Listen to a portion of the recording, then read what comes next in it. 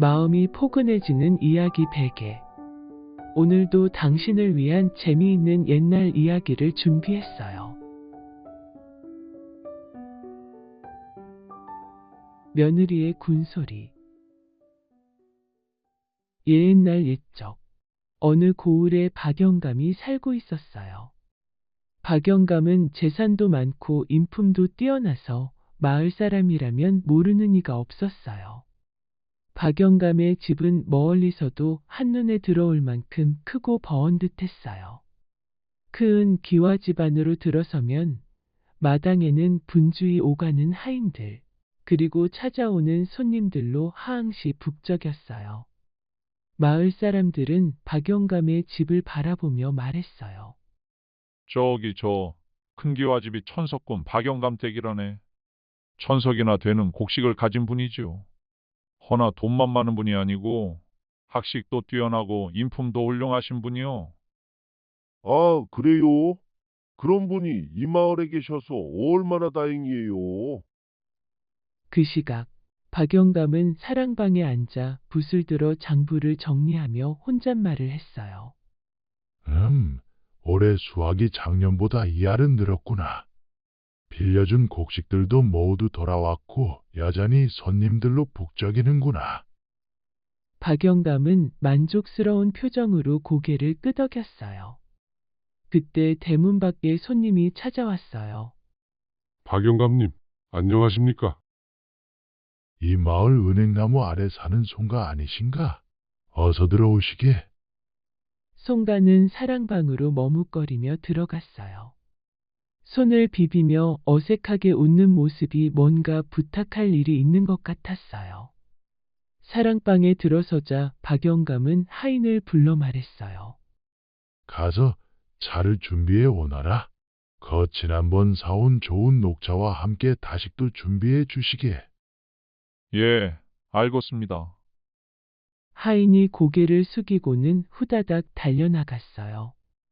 잠시 후 하인이 녹차와 다식을 차린 다과상을 들고 들어왔어요. 박영감이 직접 따뜻한 녹차를 따라 송가에게 찻잔을 건네었어요. 영감님 제게 무슨 차까지 주십니까? 저는 괜찮습니다. 무슨 소리인가? 오랜만에 우리 집에 왔는데 뭐라도 먹고 가시게. 내 섭섭하네. 여기까지 오느라 목도 마르지 않았나? 게다가 송가가 나를 찾아온 것은 무슨 사연이 있을 텐데 급한 마음에 허겁지겁 말하지 말고 차라도 한잔하며 천천히 이야기하시게. 송가는 차를 한 모금 마시고 나서 조심스럽게 말을 꺼냈어요. 영감님, 실은 제가 급히 돈을 좀 빌려야 할 일이 생겼습니다. 제 딸아이가 이번에 혼례를 올리게 되었는데 작년 농사가 잘 안 되어서요. 그래서 염치불구하고 찾아왔습니다. 그래? 얼마나 필요한가? 20냥만 빌려주신다면 이번 가을에 꼭 갚겠습니다. 20냥 가지고 되겠는가? 30냥 가져가시게. 잔치상은 넉넉히 차려야지. 그리고 이 단량은 내가 자네에게 주는 혼례부조일세. 예? 30단냥씩이나요? 그건 너무... 됐네 됐어. 딸을 예쁘게 시집보내야지. 넉넉히 장만하고 잔치상도 푸짐하게 차려야 사돈댁에서도 딸을 좋게 보지 않겠는가. 박영감은 호탕하게 웃으며 돈을 후하게 내어주었어요. 송가는 눈물을 글썽이며 연신 감사의 말을 하였어요. 그렇게 박영감은 지나가는 길손이며 찾아오는 손님에게도 차와 밥을 권하며 따뜻하게 대해주었어요. 나그네가 대문 앞에 서 있으면 어서 들어오시게. 차라도 한 잔 드시고 쉬어가시오. 구걸하는 거린에게도 문전박대하지 않았어요. 오히려 주먹밥과 감자를 싸서 건네주었어요. 박영감은 그렇게 덕을 베풀며 살았어요.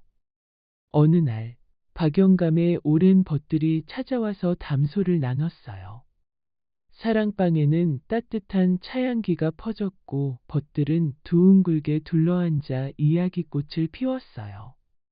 오랜 벗 하나가 찻잔을 내려놓으며 물었어요. 그나저나 박영감, 자네는 어찌 재산을 그리 잘 불리는가? 비결이 있다면 우리도 좀 알려주게. 그렇네. 자네는 어릴 때부터 돈 욕심은 없었는데 어찌 이리 부자란 말인가? 글만 잘하는 게 아니구려. 박영감은 미소를 지으며 천천히 말했어요. 그야 비결이랄 것도 없네. 그저 책에서 배운 대로 하는 것뿐이지. 모든 것은 책에 답이 있네. 무슨 책 말인가? 박영감이 말을 잠시 멈췄어요. 친구들은 귀를 쫑긋 세우고 박영감을 바라봤어요. 박영감은 찻잔을 들어 한 모금 마시고는 천천히 말했어요. 그야 사람을 귀하게 대하는 것이지. 사람이 모이면 돈도 따라온다네. 항상 덕을 베풀며 살면 2배, 3배로 돌아온다네. 벗들은 고개를 끄덕이며 감탄했어요. 그러던 어느 날이었어요. 박영감이 사랑방에서 책을 읽고 있는데 하인이 황급히 달려왔어요. 어르신, 어르신! 큰일 났습니다. 왜 그러느냐? 무슨 일인가? 아이고, 시상에 광 안쪽에 큰 구렁이가 한 마리 들어와 있습니다. 구렁이가? 아이고, 그것이 보통 큰 게 아닙니다. 아주 팔뚝만합니다. 길이도 어찌나 긴지 가까이 가다가는 뼈도 못 추를 것 같습니다. 이렇게 큰 구렁이는 처음 봤습니다. 박영감은 일어나서 하인을 따라 광으로 향했어요. 광에 도착하자 박영감은 문을 천천히 열었어요. 안을 들여다보니 아이고야 세상에나 어두컴컴한 구석 깊숙한 곳에 커다란 구렁이 한 마리가 또아리를 틀고 앉아 있는 게 아니겠어요? 정말로 하인의 말대로 팔뚝만큼 굵었고 길이도 보통이 아닐 것 같았어요. 말이 구렁이지 정말 용이 되기 직전 구렁이 같았어요. 하인이 떨리는 목소리로 말했어요. 어르신, 어서 내쫓아야 하지 않겠습니까? 보통 큰 게 아닙니다. 박영감은 한참 구렁이를 바라보다가 천천히 고개를 저었어요. 아니다, 아니야. 건드리지 마라. 그대로 두어라. 예? 하지만 어르신, 구렁이는 예로부터 집을 지켜주는 영물이라 했네. 저렇게 큰 구렁이가 우리 집 광에 자리를 잡았다는 것은 필시 좋은 징조일세. 우리 집을 지켜주는 신이다 생각하고 앞으로 이 광은 쓰지 말고 다른 광을 쓰거라. 예, 알겠습니다. 박영감은 구렁이를 한 번 더 바라보고는 조심히 광문을 닫았어요. 그날부터 박영감이 직접 아침마다 광에 밥을 가져다 놓고 때로는 계란도 함께 놓았어요. 구렁이 어르신, 오늘도 진지 드시라고 가져왔습니다. 우리 집을 잘 지켜주십시오. 그 후로 박영감 댁의 재산이 정말이지 눈에 띄게 불어났어요. 가을 곡식 수확도 유난히 풍년이었어요. 하는 일마다 잘 되어서 재산은 계속 불어났어요.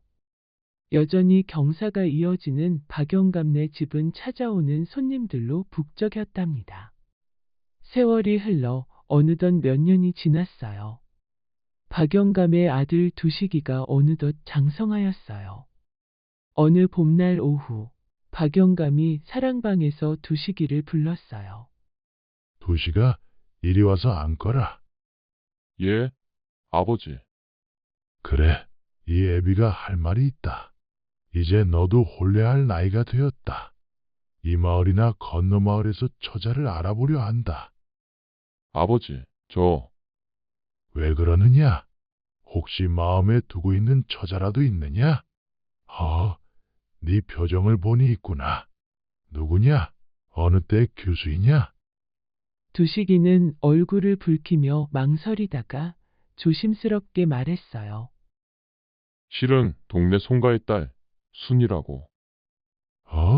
송가의 딸? 작년에 내가 혼례 비용 보탠 그 집 말이냐? 예, 그때 언니였고, 제가 마음에 둔 처자는 순이라고 동생입니다. 그래? 그럼 작은 딸이구나. 내가 본 기억이 나는구나. 좋다. 네가 좋다는데 내가 뭐라 하겠느냐. 박영감은 호탕하게 웃으며 두식이의 어깨를 두드렸어요. 그렇게 두식이는 순이와 빠르게 혼례를 치렀어요. 며느리 순이는 고웁게 단장을 하고 가마를 타고 박영감 댁으로 시집왔어요. 순이는 부잣집 박영감의 아들 두식이와 혼이 나요. 세상을 다 가진 것 같았어요. 순이는 시아버지 박영감에게 큰절을 올리며 생각했어요. 천석군 부잣집 며느리이니 나도 이제 고생 끝이구나. 그렇게 며느리 순이는 여월심히 부잣집 며느리로서 살기 시작했어요. 그간 처녀 시절부터 배운 살림 솜씨로 시댁어른도 남편도 모두 만족했어요. 우리 며느리가 참 알뜰하고 솜씨가 좋구나. 더 가르칠 것이 없구나. 아버지, 제 색시 정말 괜찮죠? 순이는 뿌듯한 마음으로 일했어요. 그간 형제자매 많은 가난한 살림하다가 풍족한 집에서 하인들과 같이 일하니 이건 뭐 일도 아니었어요. 헌데 하루 이틀 지나니 며느리 순이의 마음은 조금씩 달라지기 시작했어요. 단촐한 식구의 하인들도 많아서 힘든 상황이 없을 거라 생각했는데, 아니, 왜 이렇게 손님들이 자주 오는 거예요? 문지방이 다를 것 같지 뭐예요? 정말 순이는 엉덩이를 바닥에 붙일 틈도 없고 손에 물 마를 틈도 없었어요. 하인들이 도와주기는 하지만 어디 하인들에게 다 시킨다고 되는 건가요? 그리고 인사해야 될 손님은 왜 이렇게 많은 거예요? 심지어 아침상을 다 차리기도 전에 아침부터 찾아오는 손님들도 있었지 뭐예요? 박영감 안에 계시오? 이게 누구신가? 오랜만일세. 어서 들어오시게. 며느리 순이가 잠깐 뒷간에서 여유 있게 볼 일이라도 볼라치면 시아버지께서 부르셨어요. 예, 세아가 귀한 손님이 오셨다. 어서 나와서 다과상을 준비하거라. 네, 예, 아버님. 며느리는 황급히 치마를 여미며 뛰어나왔어요. 며느리는 한숨을 내쉬며 또 다과상을 준비했어요. 부엌에서 물을 끓이고 찻잎을 준비하며 생각했어요. 이게 정말 부잣집 며느리로 사는 거 맞는 건가? 정신이 하나도 없네. 아버님은 밖에 자주 나가시지도 않으면서 언제 이렇게 많은 사람을 알게 되신 거야. 아버님이 친분이 많으니 내가 허리 펼 날이 없네. 며느리는 혼잣말을 중얼거리며 찻잔을 다과상에 올려놓았어요. 그 손님을 대접하고 부엌으로 돌아오려는데 또 대문 밖에서 목소리가 들렸어요. 박영감, 나 왔네. 며느리는 가던 발걸음을 멈추고 한숨을 푹 쉬었어요. 점심때가 되어도 손님들이 계속 있었어요. 시아버지께서 말씀하셨어요. 세아가 손님들께서 점심 드실 때가 되었으니 점심상을 차려야겠구나. 예, 알겠습니다, 아버님. 겉으로는 공손히 대답했지만 며느리는 속으로 울고 싶었어요. 아이고, 손이 10개라도 모자라겠네. 차라리 친정에서 밥 매는 게 나았어. 그게 더 편하지.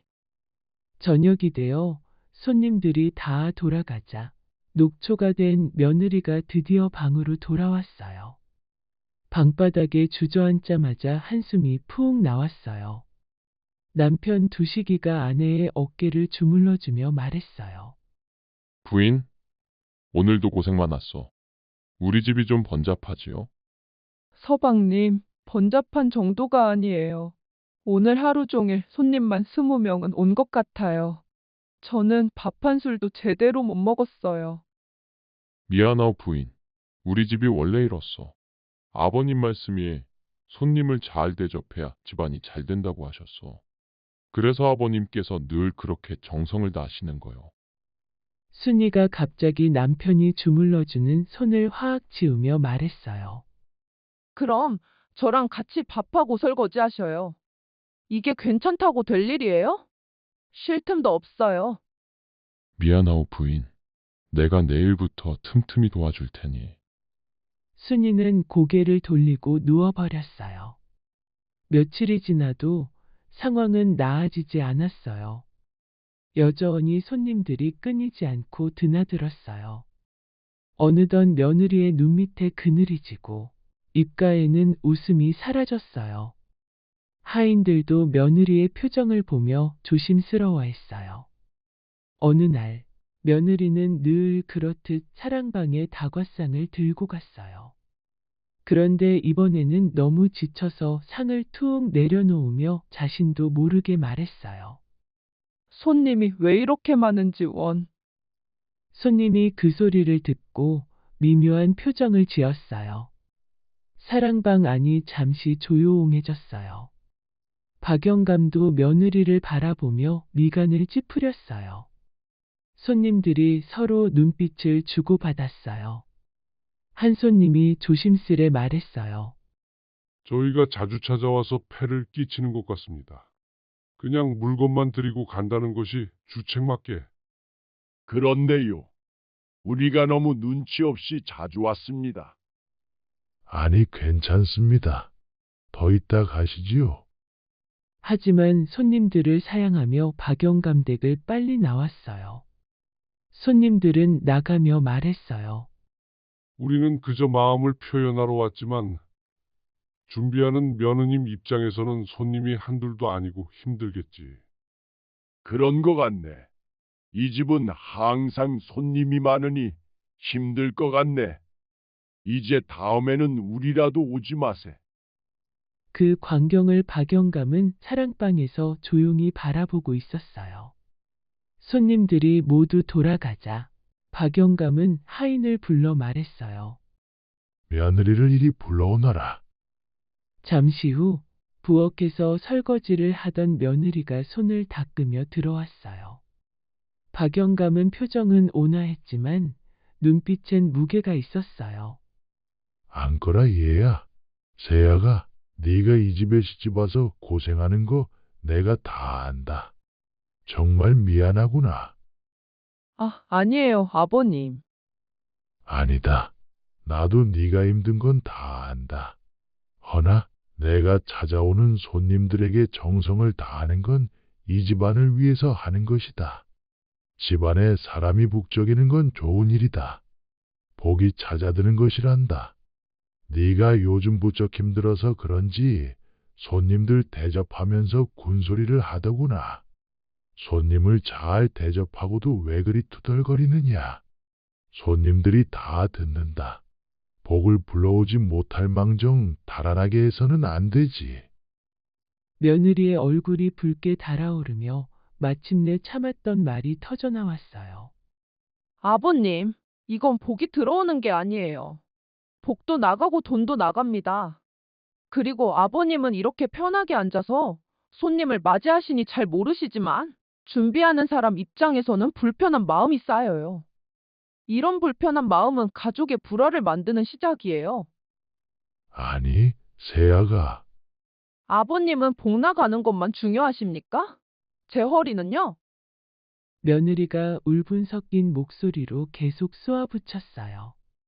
아버님께서 자꾸 이렇게 퍼주시니까 사람들이 또 오고 또 오는 게 아니겠어요? 하루도 조용할 날이 없잖아요. 저는 밥 한 끼도 제대로 못 먹어요. 손님들 차내오고 밥 차리고 설거지하고 쉴 틈이 어디 있어요? 차라리 친정에서 밥 매는 게 100배는 낫네요. 박영감은 말 한마디 못하고 그저 며느리를 바라만 봤어요. 그 눈빛엔 놀라움과 미안함이 섞여 있었어요. 그렇다고 박영감은 찾아오는 손님들을 내칠 수 없었어요. 하지만 며느리의 눈치를 보느라 마음이 점점 불편해졌어요. 손님이 오면 웃으며 맞이하던 예전과 달리 이제는 며느리의 얼굴부터 살피게 되었어요. 그런데 그날 이후로 며느리는 조금씩 달라졌어요. 손님이 오면 불편한 내색을 숨기지 않았어요. 입은 항상 대빨 나와 있었고 인상은 찌푸려 있었어요. 차를 내올 때도 밥상을 들고 나올 때도 얼굴에 미소 한 점 없었어요. 그렇게 시간이 흐르자 박영감네 집에는 손님이 한 명 오는 것도 드물었어요. 박영감은 텅 빈 마당을 멍하니 바라보며 생각했어요. 아이고, 손님들이 아예 오질 않는구나. 한편 며느리는 그제야 진짜 극락이 열린 듯 했어요. 아침에 눈을 뜨자마자 기분이 얼마나 상쾌한지 하늘이 더 파랗게 보였어요. 그리고 드디어 차도 마실 여유가 생겼어요. 아, 이렇게 편할 수가. 손님 안 오니까 극락이구나. 드디어 천석군 며느리 같은 삶이다. 이제야 살 것 같아. 마음이 한결 가벼워진 며느리는 처음으로 느긋하게 장에 나갔어요. 예전 같으면 손님 상 차리느라 꿈도 못 꿀 일이었어요.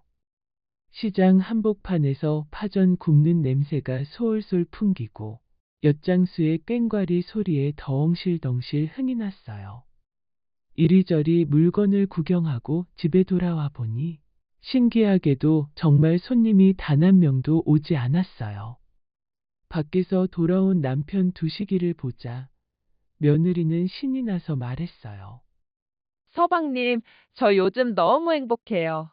손님이 안 오니까 이렇게 편할 수가 없어요. 그런데 부인, 손님이 안 오는 게 좋은 일만은 아닐 텐데. 무슨 소리예요, 서방님? 서방님이 직접 안 해보셔서 그런 거예요. 손님 안 오는 게 최고죠? 앞으로도 계속 이렇게 조용했으면 좋겠어요. 게다가 음식이나 다과 준비도 안 하니까 돈도 절약하잖아요. 그렇게 한가한 날들이 계속되던 어느 날이었어요. 하늘이 잿빛으로 물들더니 이내 빗방울이 처마 끝에서 뚝뚝 떨어지기 시작했어요. 바로 그때였어요.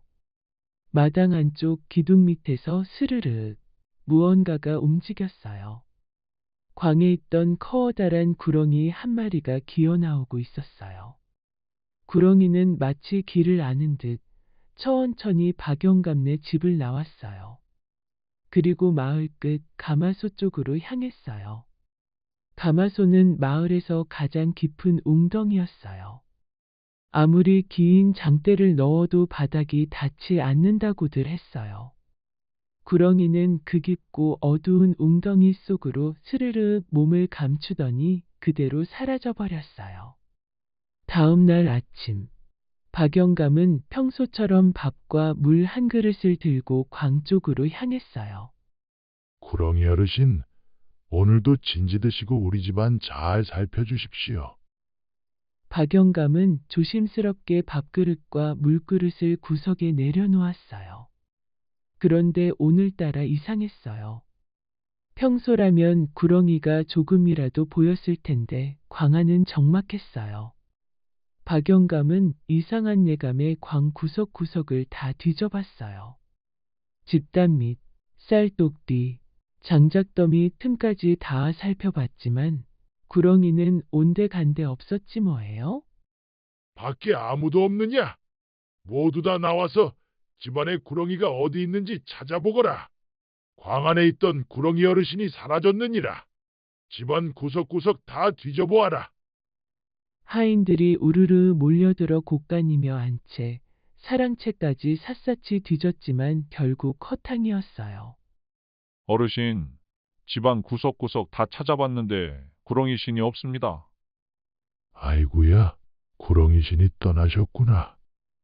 박영감은 두 다리가 풀려서 그 자리에 털썩 주저앉았어요. 그때 아들 두식이와 며느리가 급히 뛰어들어왔어요. 아버지, 무슨 일이십니까? 두시가 구렁이 어르신이 우리 집을 떠나셨다. 예? 구렁이 어르신이 떠나셨다니요? 왜요? 이제 우리 집안이 기울 수도 있겠구나. 내가 짐작컨대 손님을 박대하고 군소리를 하면 구렁이 어르신도 복도 이렇게 나가는 것이야. 박영감은 천천히 일어나며 사랑방으로 가려던 걸음을 멈추고 며느리 쪽을 바라봤어요. 세아가 이제 손님이 없으니 좋으냐? 그 말에 며느리는 얼굴이 화끈 달아올라 아무 말도 못했어요. 박영감은 사랑방으로 들어가 홀로 앉아 생각에 잠겼어요. 내가 며느리를 제대로 가르치지 못한 탓이지. 손님들이 오면 불평만 하고 대접은 마지 못해 하니 그 마음을 구렁이 어르신이 아셨을 게다. 한편 며느리도 그날 이후 마음이 편치 않았어요. 겉으로는 모른 척했지만 가슴 한구석이 자꾸 찝찝했어요. 혹시 정말 나 때문에 구렁이신이 나가신 걸까? 에이, 겨우 구렁이 따위가 뭘 한다고 그래? 손님이 복을 불러온다고? 구렁이가 재물을 일으킨다고? 그건 다 미신이지. 징그러운 구렁이 나가면 잘 된 거 아냐? 그렇게 스스로를 다독였지만 속은 자꾸만 불안했어요. 그리고 정말로 그 불안은 현실이 되었어요. 박영감은 평소처럼 사랑방에서 장부를 펴고 계산을 하고 있었어요. 붓끝이 덜덜 떨릴 만큼 손이 굳어갔어요. 이게 어찌 된 일이냐? 올해 가을 수확이 작년의 절반밖에 안 되는구나. 몇 달 후 집안 곳간은 눈에 띄게 비어갔어요. 예전에는 곡식자루가 천장까지 쌓여 있었는데 이제는 반도 남지 않았어요. 텅 빈 곳간은 썰렁한 바람만 불어왔어요. 다음에 봄이 오자 박영감은 아들 두식이와 머슴들을 데리고 논으로 향했어요. 푸르른 들판이 펼쳐져 있었지만 박영감의 얼굴은 무겁기만 했어요. 올해는 제발 풍년이 들어야 할 텐데. 하지만 박영감네 논에는 벼가 잘 여물지 않았어요. 추수가 끝나고 곡식을 쌓아보니 예년의 3분의 1도 되지 않았어요. 박영감은 쌀가마를 바라보며 생각했어요. 이걸로 어떻게 1년을 버티나? 겨울이 되자 일하던 한 머슴이 머리를 조아리며 말했어요. 어르신, 죄송합니다만 저는 다른 집으로 가보겠습니다. 저희도 돈을 벌어서 집도 장만해야 되고 해서. 그래, 내가 삭슬 넉넉히 못 줘서 미안하네. 아닙니다, 어르신. 그동안 신세 많이 졌습니다. 그렇게 일꾼들이 하나둘 떠나갔어요. 넓은 집을 관리할 사람도 없고 농사 지을 사람도 남지 않았어요. 박영감은 마침내 결심한 듯 말했어요. 어쩔 수 없구나. 논을 좀 팔아야겠다. 아버지, 할아버지 때부터 지켜온 땅인데. 그래도 식구들이 먹고 살아야지 않겠느냐. 팔 수밖에 없다. 그 후로도 상황은 달라지지 않았어요. 논을 팔고 또 팔고 한때 몇백 마직이나 되던 땅이 점점 줄어들었어요. 결국 박영감은 큰 기와집을 팔고 초가집으로 이사를 갔어요. 밥상엔 나물 몇 가지뿐이었어요. 그 모습을 보며 며느리의 마음이 무너졌어요. 예전에 손님이 많은 것은 복이라고 하셨지. 손님을 박대하면 복이 나간다 했는데 내가 잘못했구나. 내가 정말 철이 없었다. 며느리의 눈가에 눈물이 맺혔어요. 그날 며느리는 초라한 상의에 보리밥과 머얼건 된장국 한 사발을 올려놓았어요. 그리고 조심스레 시아버지 앞에 눈물을 글썽이며 말했어요. 아버님, 제가 잘못했습니다. 아가, 갑자기 무슨 소리냐? 아버님께서 말씀하셨잖아요. 손님이 복이라고. 그런데 저는 군소리만 하고 투덜거리기만 했어요. 제 잘못이에요. 제 어리석음 때문에 집안이 이렇게 된 거예요. 박영감은 한참 며느리를 바라보다가 깊은 한숨을 내쉬며 말했어요. 이미 늦었다. 구렁이 어르신도 떠나셨고 복도 다 나가버렸어. 이제 와서 후회해도 소용없지만 그래도 명심하거라. 손님이 찾아오면 군소리 하지 말 거라. 괜히 복 나간다. 지금 그 마음 잊지 말고 다시 살아보자꾸나. 예, 아버님. 명심하겠습니다. 그날 이후 며느리는 완전히 달라졌어요. 새벽닭이 울기도 전에 일어나 부엌의 불씨를 살리고 깨끗이 쓸고 닦았어요. 밥을 할 때도 장독을 열 때도 마음속으로 빌었어요. 이제는 불평하지 말고 복을 다시 불러오자. 며칠 후 어느 봄날 아침이었어요. 초가집 대문 앞을 지나가는 행인 한 명이 며느리에게 조심스레 말을 걸었어요. 저 죄송하오만 지나가는 과객이 온데 물 한 모금 얻어먹어도 되겠소? 네, 잠시만 기다리세요. 며느리는 반갑게 미소 지으며 부엌으로 달려갔어요. 그리고 깨끗한 사발에 물을 가득 떠서 내오며 전날 쪄놓은 쑥개떡 하나를 곁들였어요. 천천히 목을 축이시고 가세요. 그리고 별건 아니지만 어제 만든 쑥개떡 맛을 좀 보시겠어요? 아이고, 고맙습니다. 지나가는 길손에게 이렇게까지. 정말 복 받으실 겁니다. 행인은 감사의 인사를 하고 물과 개떡을 맛있게 먹은 뒤 떠났어요. 그 모습을 멀리서 지켜보던 박영감은 흐뭇하게 미소를 지었어요. 그래, 새아기가 이제야 깨달은 모양이구나. 지금은 이래도 곧 우리 집안이 다시 일어나겠구나.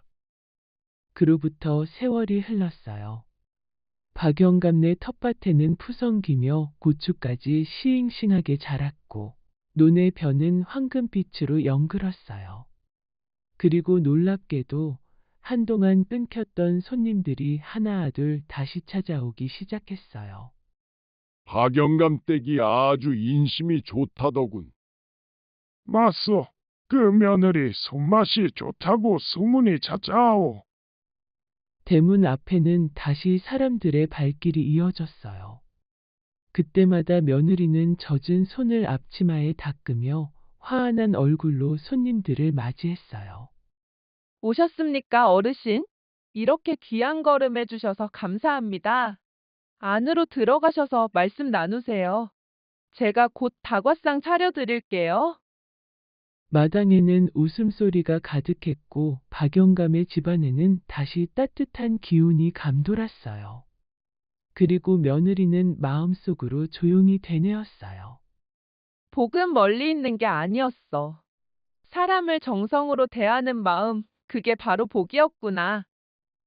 그렇게 며느리는 오는 손님마다 정성으로 맞이했고 그 진심이 전해졌는지 집안에는 다시 복이 스며들었어요.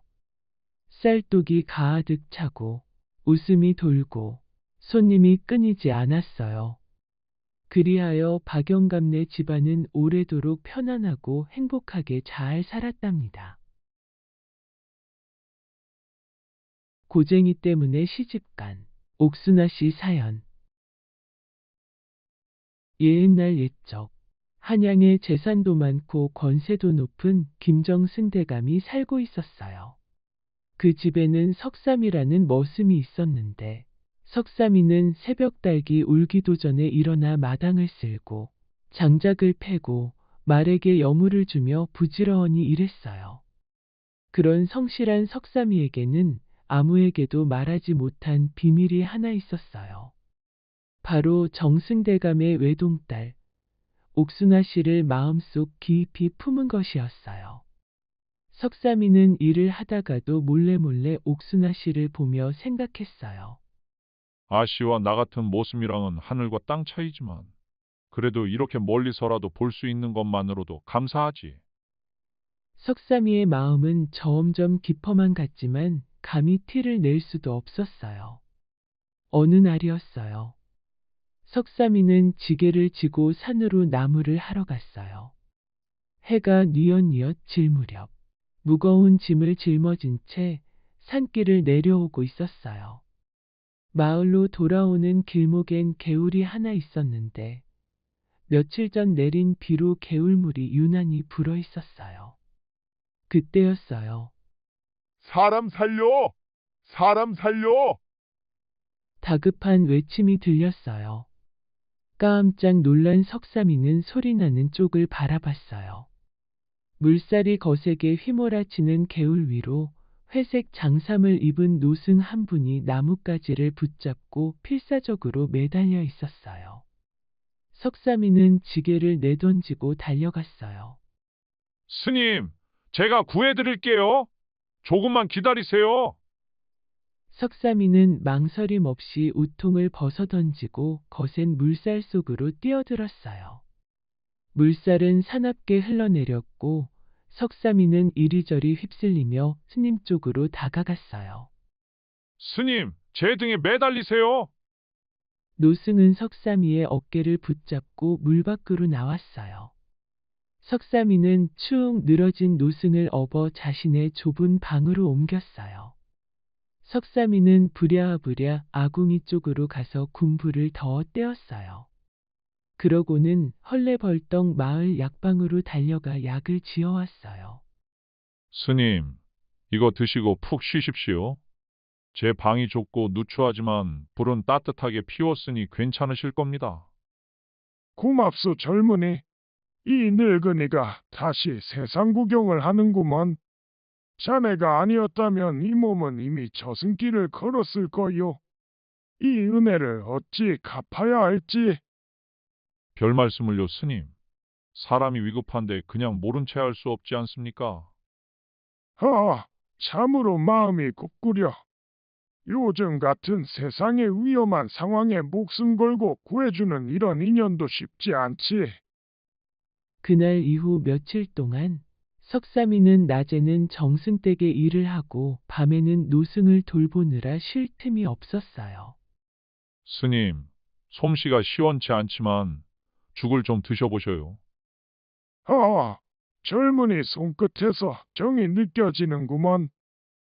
노승은 얼굴에 생기가 돌고 눈빛도 맑아졌어요. 닷새째 되는 날 아침이었어요. 노승은 이불을 걷고 천천히 자리에서 일어났어요. 젊은이, 나는 이제 괜찮아졌으니 길을 떠나야겠소. 벌써요, 스님. 조금 더 쉬다 가셔도 되는데요. 네, 젊은이 자네의 은혜를 평생 잊지 못할 것이오. 헌데 아무래도 그냥 떠날 수는 없겠구려. 무엇이든 보답을 하고 싶은데 혹시 소원이 있다면 말해보시오. 아닙니다, 스님. 저는 아무것도. 내 자네 눈빛을 보니 누군가를 애타게 그리워하고 있더군. 네? 어떻게 아셨습니까, 스님? 사람의 눈빛은 거짓말을 못하지. 혹시 마음에 두고 있는 사람이라도 있어? 실은 이 집 아씨를 어릴 적부터 마음에 두고 있습니다만 저 같은 천한 머슴이 어찌 감히 그런 마음을 품을 수 있겠습니까? 젊은이, 내가 한 가지 비법을 알려주겠소. 이것은 아무에게나 가르쳐주는 게 아니니 명심하시오. 그게 무엇입니까, 스님? 그 방법은 무엇이냐 하면은 아씨의 고쟁이를 훔쳐 입으시오. 예? 고쟁이를요? 그게 무슨 말씀이십니까? 석삼이는 깜짝 놀라 눈을 크게 떴어요. 노승은 웃음을 머금으며 손을 내저었어요. 놀라지 마시오. 이것은 아주 오래된 특급 비법이오. 마음에 둔 사람의 고쟁이를 몰래 훔쳐 입으면 그 사람이 당신을 생각하게 되고 결국엔 인연이 맺어진다오. 하지만 그건 도둑질 아닙니까? 그리고 들키면 저는 그 자리에서 목이 날아갈 겁니다. 젊은이, 내가 목숨을 구해준 은혜를 갚고 싶어서 하는 말이오. 이 방법밖에는 없어. 더구나 아씨와 자네와의 차이가 심하니 이 방법 아니면 도리가 없어. 허나 하고 안 하고는 자네의 마음에 달린 것이니 잘 생각해 보시오. 노승은 낡은 염주를 쥔 손으로 석삼이를 향해 깊이 합장했어요. 그리고 천천히 문을 열고 밖으로 걸어 나갔어요. 석삼이는 대문까지 따라 나가 두 손을 모아 합장했어요. 스님, 부디 조심히 가십시오. 인연이 닿으면 또 다시 만나게 될 것이오. 그간 신세 많았소. 고맙소. 그 말과 함께 노승은 천천히 사라졌어요. 석삼이는 한참을 그 자리에 서서 노승이 완전히 보이지 않을 때까지 바라보았어요. 그리고 스님이 말씀한 말을 자꾸 생각해 봤어요. 고쟁이를 훔쳐 입으라니. 그게 정말 될까? 하지만 들키면? 그땐 끝이겠지. 석삼이는 머리로는 터무니없다 생각하면서도 왠지 그 방법이라도 해야 될 것 같았어요. 한편 그 시각, 정승댁 별당에서는 옥순아 씨가 거울 앞에 앉아 머리를 고웁게 빗고 있었어요. 옥순아 씨 몸종이 머리를 빗겨주며 말했어요. 아씨, 요즘 좋은 혼담이 여러 들어온다고 들었습니다요. 그래? 어디서 혼담이 왔다 하더냐? 한양에 부잣집 도련님도 있고요. 멀리 이번에 장원급제한 좋은 집안에서 혼담을 보내왔다고 합니다요. 그럼 나도 곧 시집을 가겠구나. 아직 시집 가기 전이니 마지막으로 자유를 만끽해야겠어. 시집 가면 시댁 눈치 보느라 이렇게 편하게 지낼 수 없을 것 아니야. 그날 밤이었어요. 옥순아 씨가 살금살금 발끝을 세우며 다락으로 올라갔어요. 다락에는 어머님이 담가두신 매실주 항아리가 있었어요. 옥순아 씨는 주변을 살피며 조심스레 뚜껑을 열었어요. 향긋한 매실향이 퍼졌고 그 향기에 아씨는 슬며시 미소를 지었어요. 오늘도 살짝만 맛보면 괜찮겠지?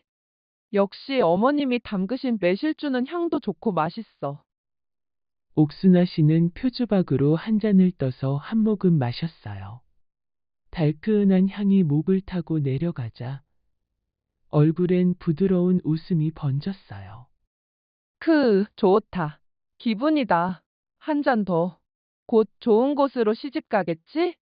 멋진 도련님을 만나면 좋을 텐데.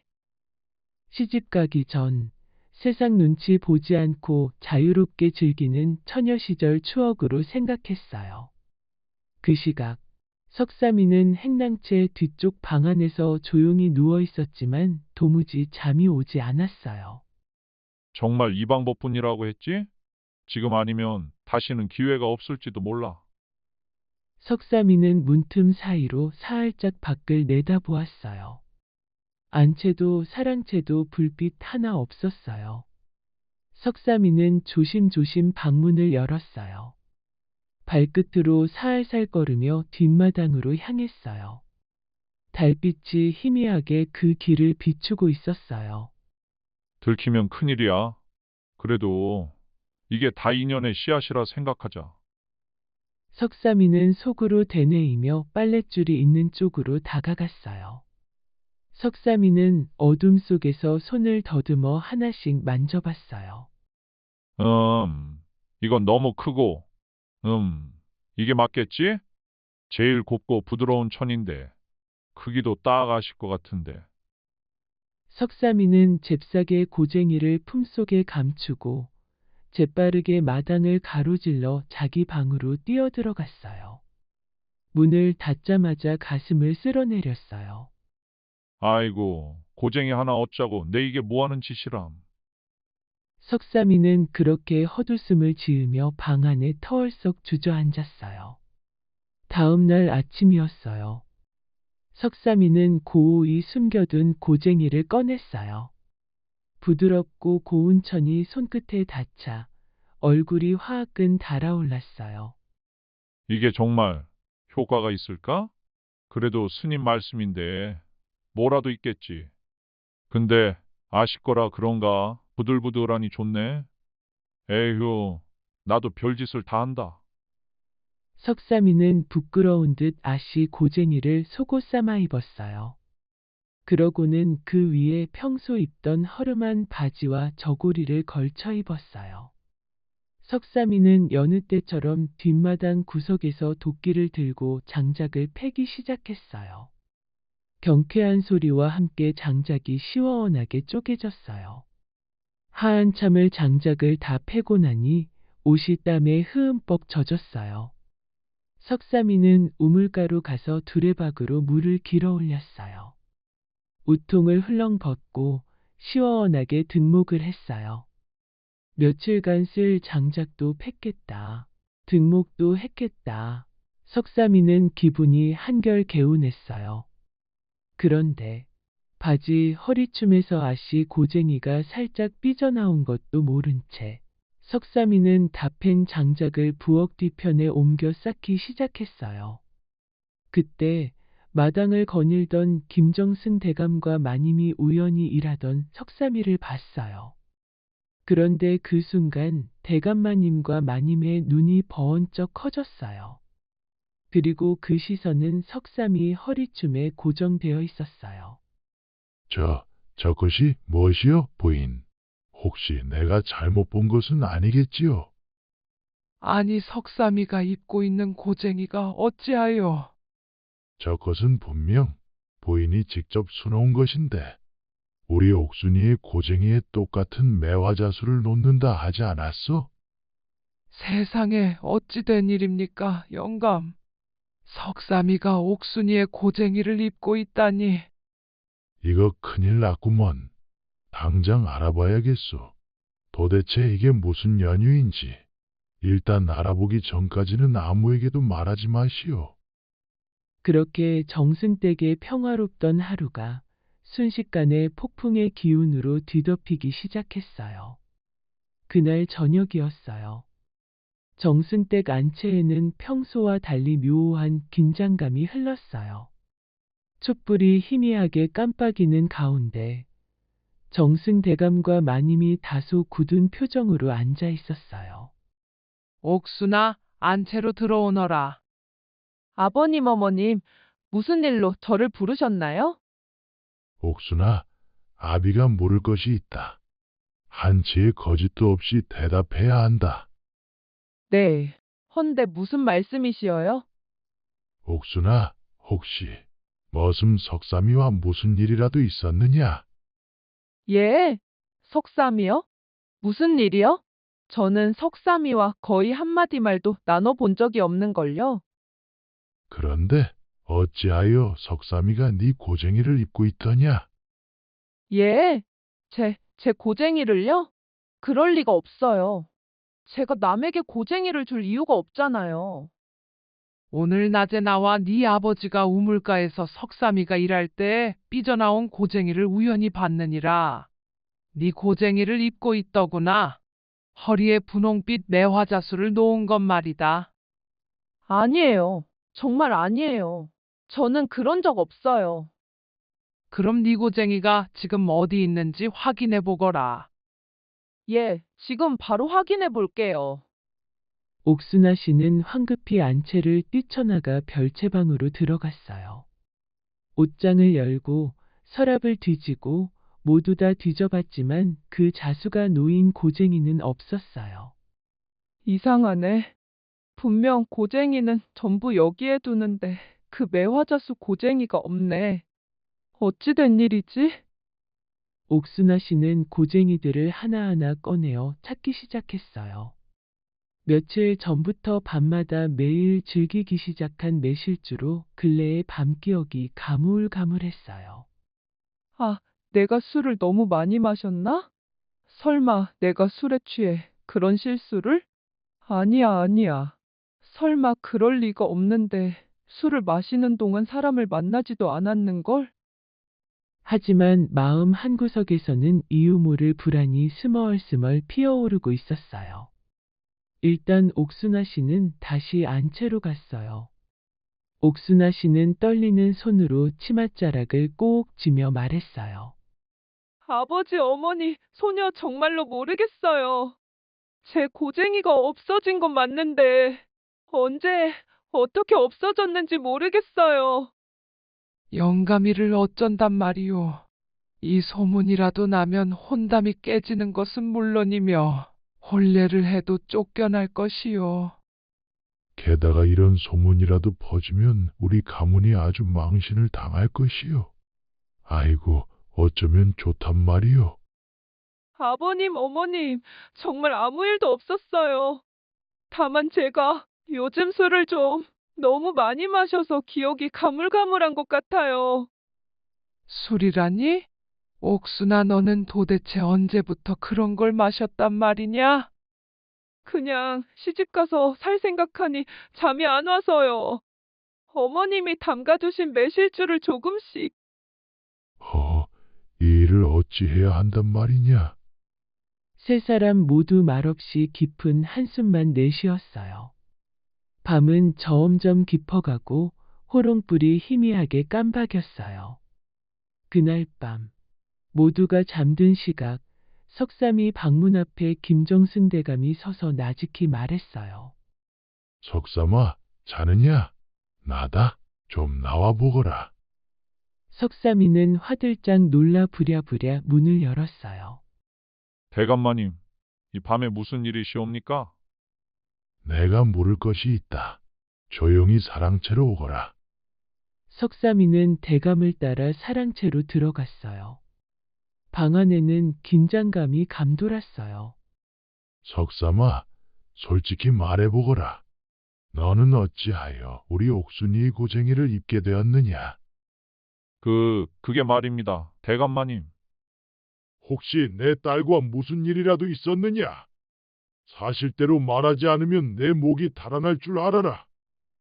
순간 석삼이의 얼굴이 하얗게 질렸어요. 이마에 식은땀이 송골송골 맺히고 아무 생각도 나지 않았어요. 그러다 갑자기 무언가 버언뜻 떠오른 듯 얼굴을 들었어요. 대감마님, 소인이 하나 여쭙겠습니다.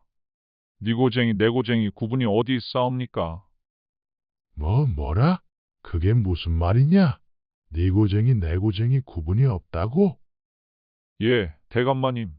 고쟁이는 고쟁이일 뿐입니다. 저는 그저 여기까지만 말씀드리겠습니다. 더 들으셔야겠습니까? 그 말에 정승대감은 입을 딱 벌린 채 석삼이를 멍하니 바라봤어요. 저 석삼이랑 옥순이랑 갈 때까지 갔구나.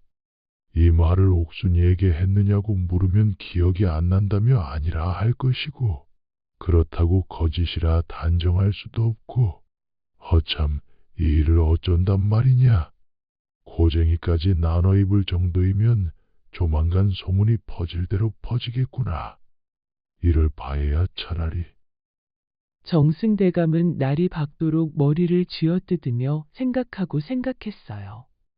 결국 김정승 대감은 다음 날 아침 부인과 옥순이 그리고 석삼이를 불러다 놓고 말했어요.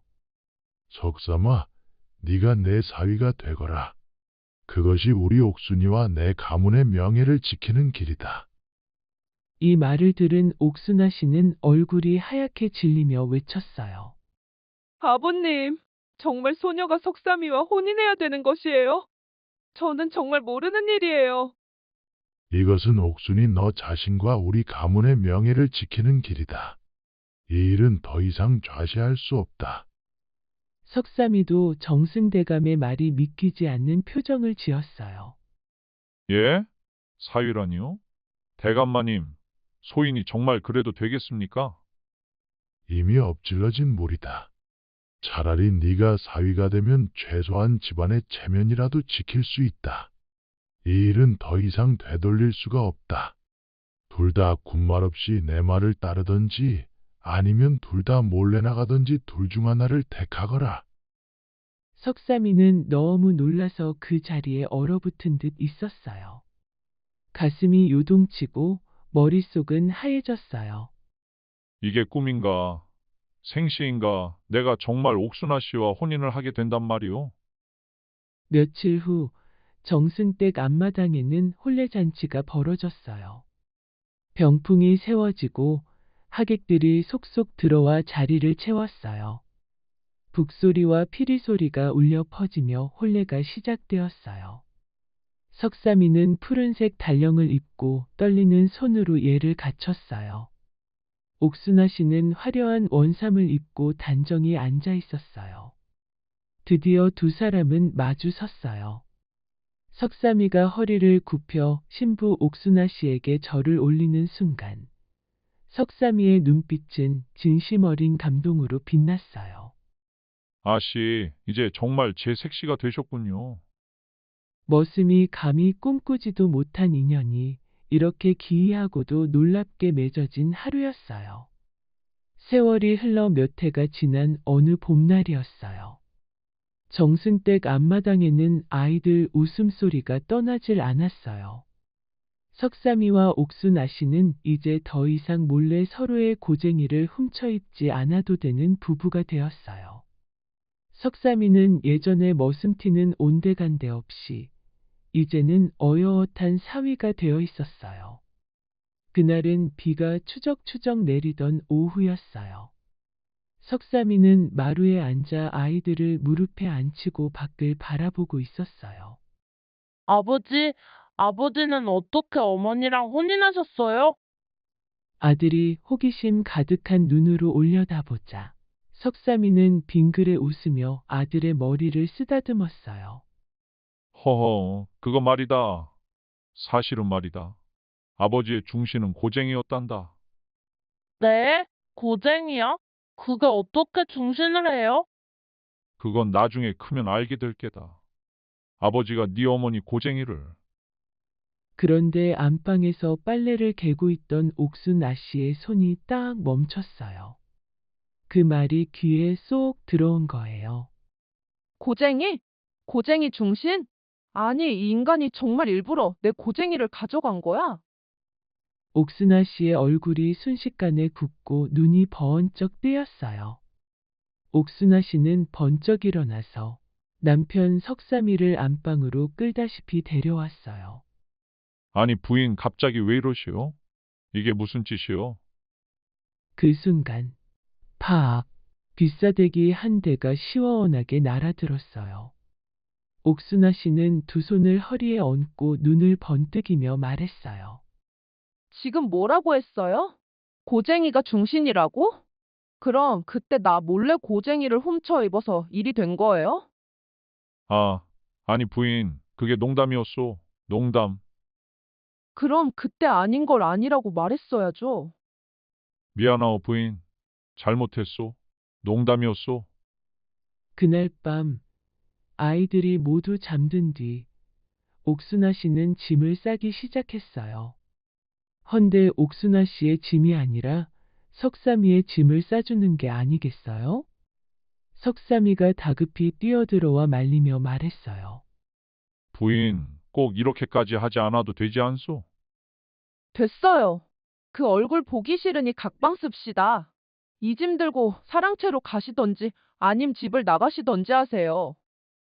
아니, 우리는 부부이잖소. 일이 잘 사는데 과거가 무슨 대수요? 큰 잘못을 서방님이 저지르셨어요. 내 고쟁이를 훔쳐서 나는 좋은 혼담들을 다 놓쳤잖아요. 그리고 나와 내 가문이 욕보일 상황이라 나는 서방님과 혼인하지 않았소. 서방님 때문에 내 인생이 단단히 꼬였어요. 왼수 같은 꼴 보기 싫으니 이 짐 들고 사랑채로 가시든 아주 가시든 하셔요. 당장요. 그리고는 방문을 쾅 닫아버렸어요. 석삼이는 닫힌 문 앞에 멍하니 서서 한참을 움직이지 못했어요. 다음 날 아이들이 마당에서 놀다가 슬그머니 물었어요. 어머니, 아버지는 왜 저 방에서 주무세요? 아버지가 글 공부가 밀려서 그러하니 너희들은 신경 쓰지 말거라. 아이들은 서로 눈치를 보며 아버지와 어머니 사이를 오갔어요. 아버지 방에 갔다가 어머니 방으로, 또 다시 아버지 쪽으로. 정말이지 애들만 고생이었어요. 옥순아 씨는 혼자 창문 틈으로 들어오는 바람을 맞으며 중얼거렸어요. 애들만 아니었으면 진작 갈라섰을 텐데 새끼가 셋이나 돼서 갈라서지도 못하고 그 좋은 혼담들을 다 놓치고 머슴과 결혼하다니. 내 팔자가 기막히구나. 서방도 왼수, 술도 왼수다. 그날 밤부터 석삼이는 매일같이 옥순아 씨 방문 앞을 찾았어요. 석삼이는 문에 기대고 앉아 조용히 말했어요. 부인, 안에 계시오? 내 오늘도 사과하러 왔소. 방 안에서는 아무 대답이 없었어요. 그저 창틈 사이로 새어나오는 촛불이 흔들릴 뿐이었어요. 부인, 내가 정말 잘못했소. 당신 말이 맞소. 나는 머슴이고 당신은 나 때문에 좋은 혼담을 놓쳤소. 하지만 부인, 나에게 기회를 주시오. 나도 그 혼담에 나왔던 사내들만큼 훌륭한 사내가 되겠소. 서방님이 이제 와서 뭘 할 수 있다고 그래요? 3년만 말미를 주시오. 3년 안에 내 부인이 자랑스러워할 지아비가 되겠소. 그날 이후 석삼이는 정말로 달라졌어요. 각방을 쓰면서도 글 공부와 무예를 익혔어요. 혼인 후 틈틈이 익혔던 글 공부 덕분에 생각보다 힘들지 않았어요. 석삼이는 눈이 침침해질 때까지 책장을 넘기고 또 넘겼어요. 한 줄이라도 더 익혀야 한다. 새벽에는 누구보다 먼저 일어나 마당으로 나갔어요. 짙은 새벽 안개 속에서 칼이 번쩍였어요. 머슴 시절 장작 패기로 다져진 팔과 다리는 무예 연습하는데 도움이 되었어요. 석삼이는 쉬지 않았어요. 그리고 항상 밤이 되면 또다시 옥순아 씨의 방문 앞을 찾았어요. 부인, 오늘은 오전에 서책을 한 권 읽었소. 또 오후에는 활 100발을 쏘았는데 80발을 맞췄소. 내 반드시 묵과에 급제할 테니 두고 보시오. 안방에서는 여전히 대답이 없었지만 옥순아 씨는 석삼이의 말에 귀 기울였어요. 그렇게 계절이 바뀌고 해가 바뀌었어요. 그 시간 동안 석삼이는 하루도 빠짐없이 글을 읽고 무예를 닦았어요. 석삼이의 손에는 굳은 살이 박혔고 눈빛은 어느새 다안단해졌어요. 아이들은 마당 한쪽에서 속삭였어요. 아버지 요즘 정말 열심히 하시네. 응, 어머니한테 용서받으려고 그러시나 봐. 옥순아 씨는 몰래 문틈으로 남편을 지켜봤어요. 새벽마다 땀으로 젖은 옷을 입고 칼을 휘두르는 석삼이의 모습. 활을 당기며 숨을 고르는 그의 뒷모습. 처음엔 고개를 돌리던 옥순아 씨의 눈빛이 점점 부드러워졌어요. 그렇게 3년이 흘러 묵과 시험이 열리는 날이 되었어요. 석삼이는 깨끗이 옷을 입고 활과 칼을 들고 준비를 마쳤어요. 이제 때가 왔구나. 과거 시험장에는 수많은 묵과 지망생들이 모였어요. 북소리가 울리고 깃발이 휘날렸어요. 석삼이는 그동안 갈고 닦은 검술 솜씨를 발휘했어요. 며칠 뒤 합격자 발표가 있었어요. 수많은 인파 속에서 석삼이는 떨리는 마음으로 방을 훑었어요. 그리고 자신의 이름이 보이자 이렇게 외쳤어요. 내가 합격했다. 내가 합격했어. 석삼이는 숨이 찰 만큼 달려 집으로 돌아왔어요. 부인, 내가 해냈소. 묵과에 합격했소. 석삼이의 외침에 방문이 열리고 옥순아 씨가 나왔어요. 석삼이는 과거 합격증서 100패를 떨리는 손으로 내밀었어요. 석삼이의 손엔 굳은 살이 가득했고 얼굴은 햇볕에 그을려 까맣게 탔지만 눈빛은 반짝였어요. 옥순아 씨의 눈가에 눈물이 맺혔어요. 서방님, 정말 해냈네요. 부인, 미안하오. 나를 용서해 주시오. 이제 나도 부인이 평생 자랑스러워할 만한 남편이 되겠소. 이미 그간 3년 동안 매일 공부하고 무예 연습하는 것만으로도 무척 자랑스러웠습니다. 정말이오? 그럼 나를 이제 용서해 주시는 것이오, 부인? 예, 이제 사랑방에 있는 짐 다시 가져오셔요. 이제 같은 빵을 쓰셔야죠. 부인, 고맙소! 석삼이는 옥순아 씨를 꼭 껴안았어요. 그때 새아이들이 달려왔어요. 와, 아버지 이제 어머니와 화해하신 거예요?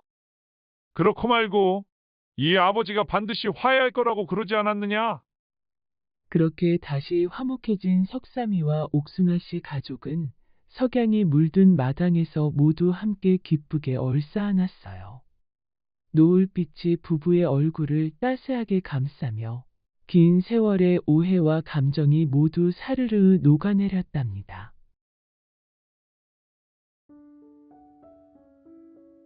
오늘 이야기는 여기까지예요. 오늘도 이야기 베개와 함께 해주셔서 참 고마워요. 포근한 밤, 고운 꿈 꾸세요. 다음 이야기에서 만나요.